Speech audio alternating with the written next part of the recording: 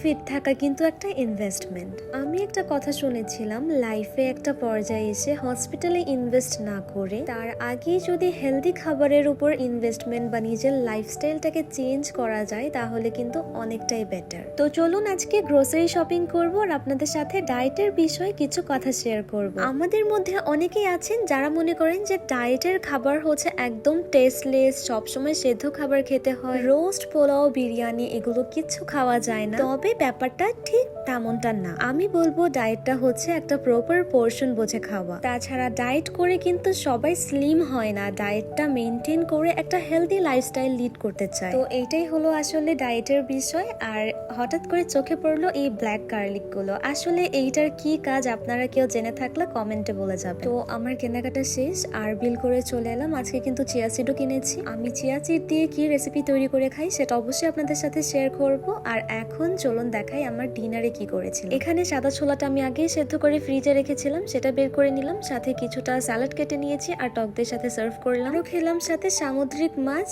একটা ছোট সাইজের শেরি মাছ ফ্রাই।